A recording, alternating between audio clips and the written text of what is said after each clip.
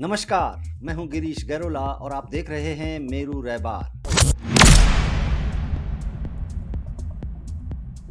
BJP ने हमेशा अपनी रणनीतियों से राजनीति की दिशा तय की है और इस बार भी एक खास बात सामने आई है।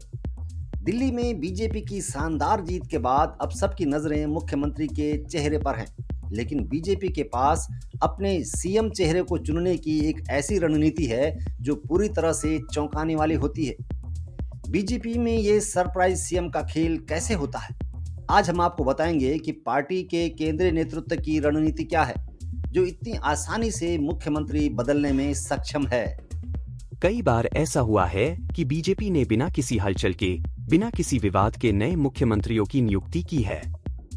यह बदलाव इतने प्रभावी ढंग से किए जाते हैं कि पार्टी के मामलों पर केंद्रीय नेतृत्व की मजबूत पकड़ साफ नजर आती है। दिल्ली में सीएम के रूप में नया चेहरा तलाशने के साथ ही मणिपुर के सीएम एन बीरेन सिंह के संभावित बदलाव पर भी चर्चा हो रही है। बीजेपी के सीएम चयन में सबसे महत्वपूर्ण बात यह है कि इसका अंतिम निर्णय केंद्रीय नेतृत्व द्वारा किया जाता है।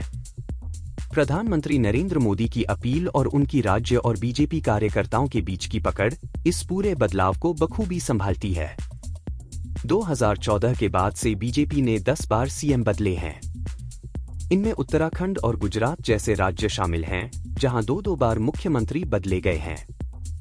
तो क्या है बीजेपी का तरीका? बीजेपी ने कई बार लो प्रोफाइल यानी कम चर्चित नए चेहरों को सीएम बनाया है। 2014 के बाद 12 बार पार्टी ने यह तरीका अपनाया है और इनमें से कई चेहरों को लोकसभा चुनावों से पहले और बाद में चुना गया।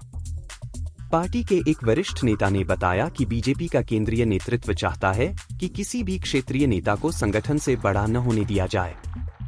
इसका मतलब यह है कि बीजेपी के राज्य इकाइयां कैडर संचालित हों, न कि व्यक्तित्व संचालित। और अब बीजेपी ने कुछ ऐसे चेहरों को सीएम बनाया है जिनकी पहचान इतनी बड़ी नहीं थी, जैसे कि मध्य प्रदेश के मोहन यादव, राजस्थान के भजन लाल शर्मा, छत्तीसगढ़ के विष्णुदेव साई और ओडिशा के मोहन मांझी। इन चेहरों को चुनने का एक बड़ा संदेश यह है कि बीजेपी चाहती है कि हर पार्टी कार्यकर्ता अपने कठिन परिश्रम से शीर्ष पद तक पहुंच सकता है। साथ ही सीएम बदलने के बाद कई पूर्व मुख्यमंत्रियों को केंद्र में भी महत्वपूर्ण जिम्मेदारियां दी गई है। असम के पूर्व सीएम सर्बानंद सोनोवाल और मध्य प्रदेश के शिवराज सिंह चौहान जैसे नेता, जो अब केंद्रीय मंत्री हैं, इनकी राजनीति का स्तर और बढ़ चुका है।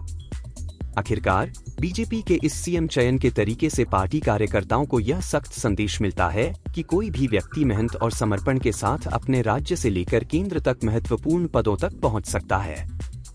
तो ये थी बीजेपी की सीएम नियुक्ति की रणनीति, जो इसे विपक्ष से अलग करती है। अब देखना यह है कि आगामी समय में और कौन से बदलाव देखने को मिलते हैं। आप हमें कमेंट सेक्शन में बताएं कि आपको बीजेपी की यह रणनीति कैसी लगती है। इसके साथ ही और ऐसे ताजे अपडेट्स के लिए जुड़े रहिए मेरू रैबार न्यूज चैनल के साथ। धन्यवाद। जहाँ तक पांडव नृत्य की बात